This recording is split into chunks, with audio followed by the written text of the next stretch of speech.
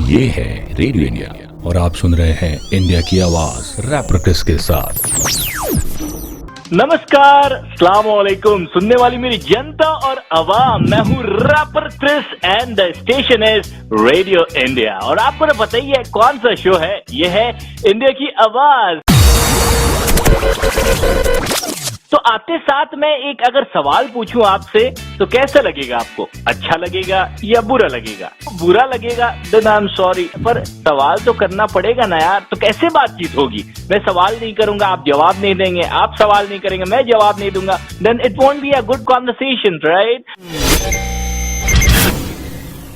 तो मेरा सवाल ये है कि आपके जहन में अगर मैं KKR बोलूं तो क्या आता है? सोचो, मेरे जहन में तो कोलकाता नाइट राइडर्स आता है, आपके जहन में भी शायद यही ख्याल आ रहा होगा। लेकिन अगर यही KKR की जगह मैं TKR कर दूं तो क्या आएगा? मेरे जहन में एक लड़की आ रही है जिसका नाम है तरनजीत कौर राय। एग्जैक्टली, आज मैं इंटरव्यू करने वाला हूं एक ऐसी शख्सियत का जिसका नाम TKR as in short form है, और फुल फॉर्म तो मैंने आपको बता ही दिया।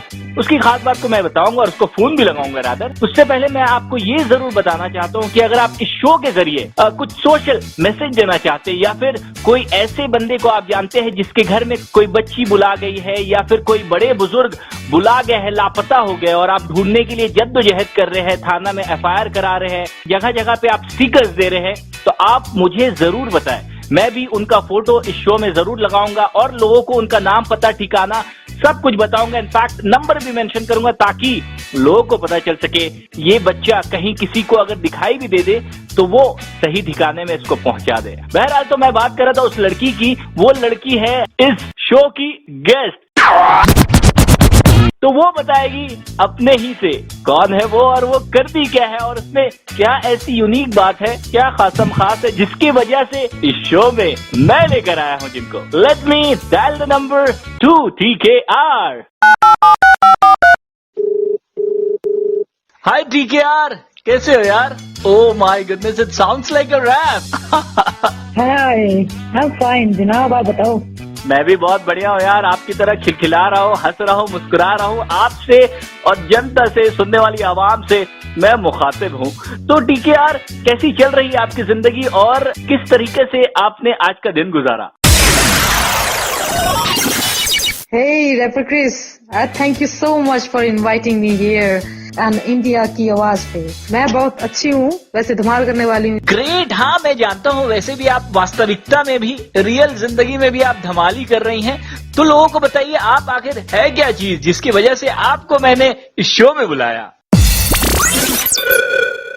आपको ये पता ही है कि आई am a rapper here in Punjab, and I'm a struggler artist. And a lot of shows I had done, and in Punjabi and English, I had a lot of rapping and freestyle rappers. तो आप तो बहुत अच्छा rap करती हैं जहाँ तक मुझे पता है, और मैं आपका कुछ वीडियोस भी देखा हूँ। तो ये रैपिंग का सिलसिला कब से शुरू हुआ और क्या ख्याल आया दिमाग में जो आपने रैप करना शुरू कर दिया? कहीं ऐसा तो नहीं है गोद में मॉम आपको जब खिलाती थी और मॉम लोरी सुनाती थी, लल्ला लल्ला लोरी, दूध की कटोरी, दूध में बताशा, TKR करे तमाशा, कहीं ऐसा तो नहीं? यही लोरी आप सुनकर बड़े होकर आजमाइश के तौर पे आपने रैपिंग का करियर चुन लिया, या फिर आपको एक जोश आया इतने सारे रैपर्स को देखकर जो इंडिया में उभर रहे सितार के तौर पे? क्या है इसके पीछे राज?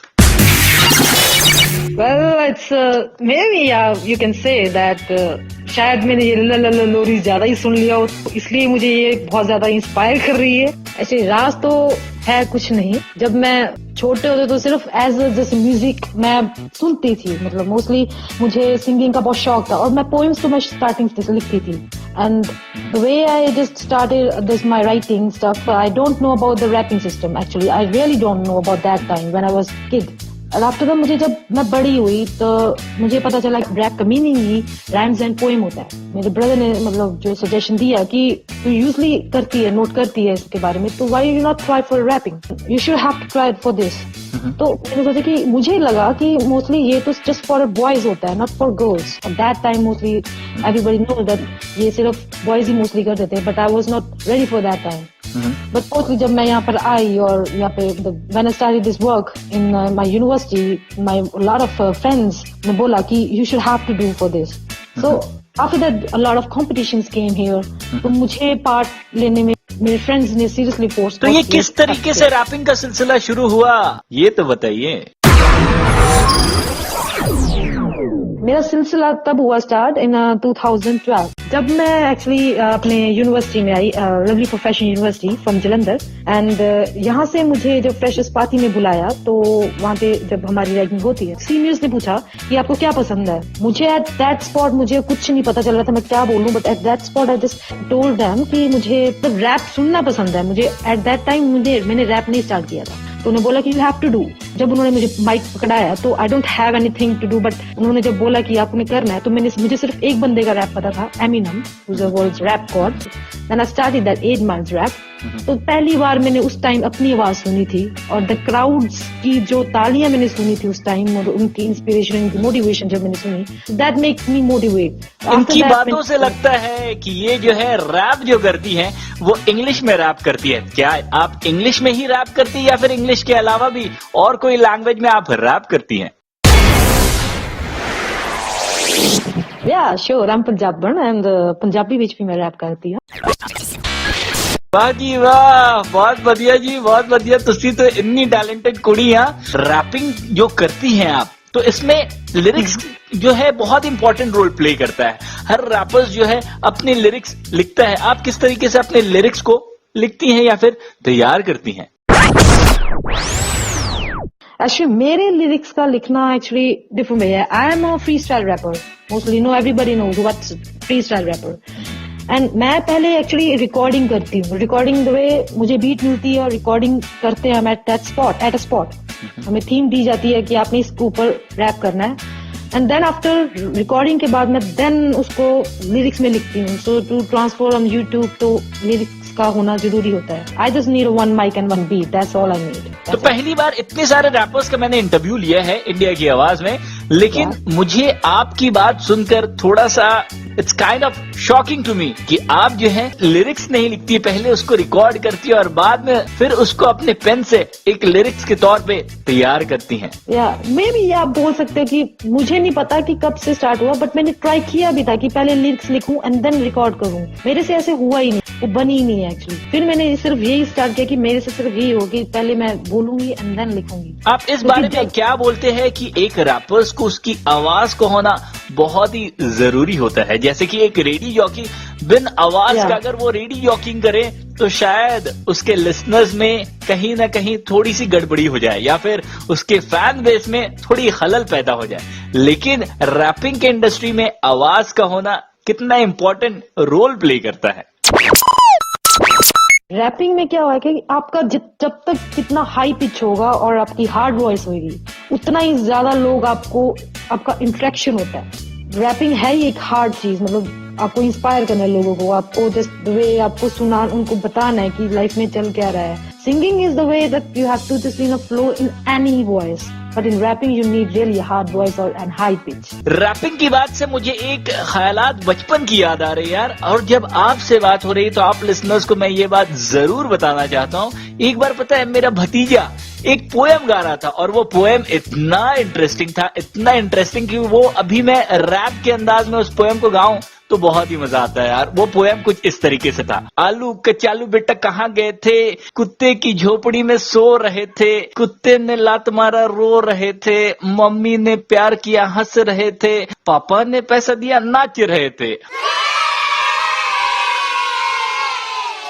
तो ये बिल्कुल इसी अंदाज में गाता था।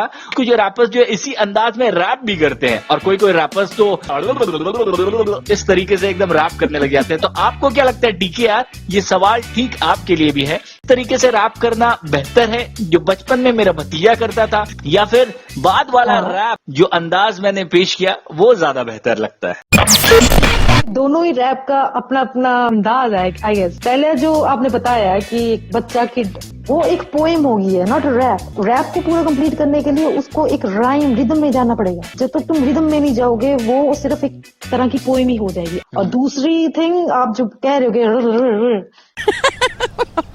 That type of thing just to interact the people. But अगर तुम तेज रैप कर रहे हो तो यू आर रैपर, बस द बेस्ट रैपर, चाहे आपको समझ आए चाहे ना आए। वो things are not the rapping में। आपने क्या इनिशिएटिव लिया कुछ और टॉपिक के ऊपर जिससे लोगों को एक मैसेज पहुंच सके?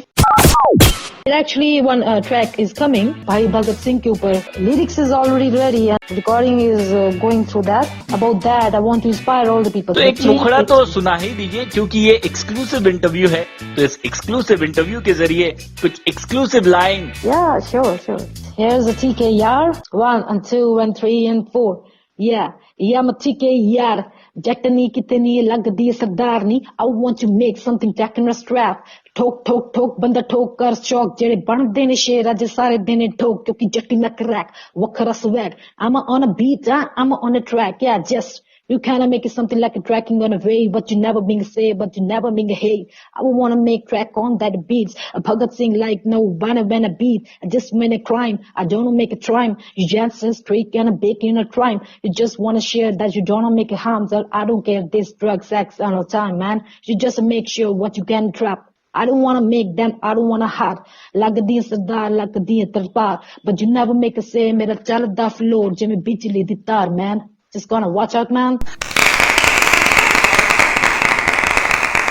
बहुत ही खूब, बहुत ही बढ़िया यार। आपकी फ्लो तो एकदम बिजली की तरह, इनफैक्ट इतनी अच्छी फ्लो, बहुत ही खूब। हर एक लफ्ज आपकी साफ समझ में आ रही थी। तो ये तो रही आपकी जिंदगी के बारे में। इसी जिंदगी के बारे में फिर से बातों का सिलसिला इसी तरीके से चलते रहेगा, लेकिन अभी वक्त है थोड़ा सा एक ब्रेक लेने का। नन्हा सा मुन्ना सा break. Stay tuned on India की आवाज।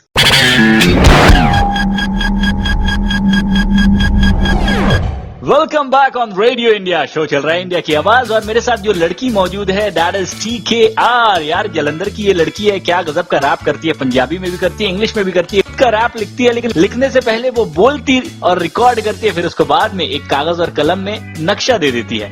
बहरहाल TKR ये बता दो यार, कितने सारे एल्बम्स आपने अभी तक रिलीज कर दिया है?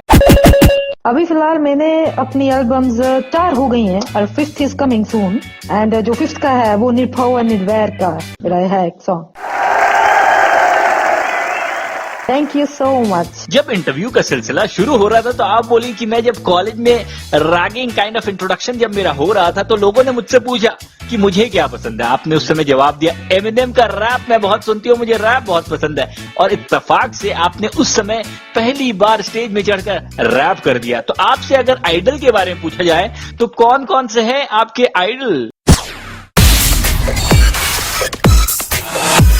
मेरा आइडल एक ही है बंदा, rap god Eminem. Slim Shady mostly उसको जाना जाता है अपने नेम से। और मेरा वो क्यों है बिकॉज वो बंदा करता है रियलिटी के ऊपर और उसकी अपनी लाइफ के ऊपर किया है। और द वे ही डू, जब भी मैं उसका रैप सुनती हूँ द गूज बम्स उस टाइम ही मेरे होते हैं। That's the reason why I listen his rap. तो कभी आपके साथ ऐसा हुआ कि आप जो है रैप कर रही है और कोई बंदा जो है हिंदी में आके रैप कर रहा है, आपको रैप के जरिए छेड़े रहा हो, जैसे इस तरीके से, आजा मुझे बाहों में भर ले जरा, अपने सीने से कस ले जरा, है तेरी आंख नशीली तेरी कमर लचीली। ये मुझे याद है जब मैं एक्चुअली रोडीज में जब गई थी, मेरा एक्चुअली GD राउंड हो रहा था। आपने जैसे किया रैप मेरे को छेड़ रहे हो, उसने वही बोला आपके गाल गुलाबी मैं छेड़ूं उसको, ऐसे शराबी लगती है मुझे, ऐसे समथिंग लाइक। एंड एक्चुअली उस टाइम ही was trying to do a rap battle with मी।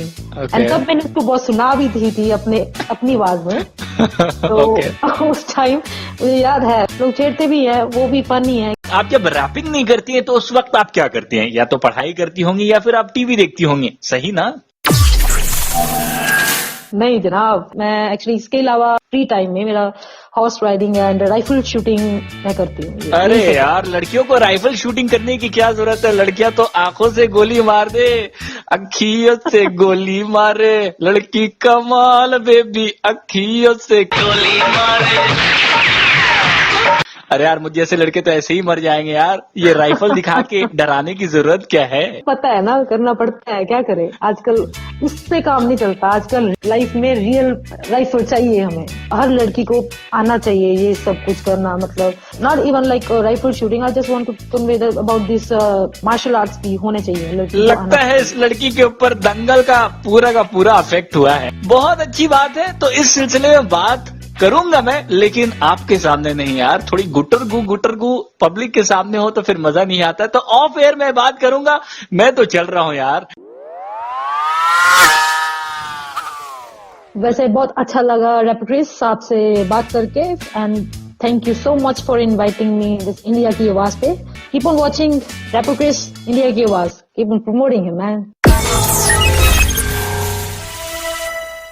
साडा जिला संगरूर, साडा नी कसूर, ਅਸੀਂ ਵੀ ਹੋ ਗਿਆ ਮਸ਼ਹੂਰ, only on Radio India। Okay bye bye, Tata.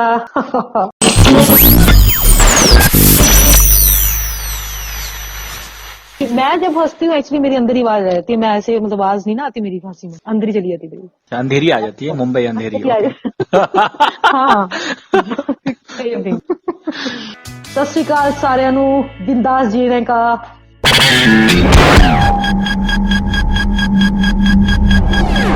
जिस देश में पूजा जाता है देवी को साले कई बार, शीश झुकाते चुमते चौखट माता के जाके दरबार। लक्ष्मी दुर्गा काली मां जगदम्बे वाली, कितने सारे रूप हैं के कितने सारे अवतार। फिर भी दुनिया जुल्म है करती, खुदा से आखिर क्यों नहीं डरती। छोड़ के जाना है दुनिया को एक दिन, ये बात आखिर क्यों नहीं समझती। मार दो ना आज तुम अपने अंदर के शैतान को, स्वर्ग की दर्शन करोगे तुम मरने के बाद, ये जान लो। उस रात देश हुआ था शर्मसार, क्या तुझे अभी भी है तेरी मर्दानगी पे नाज।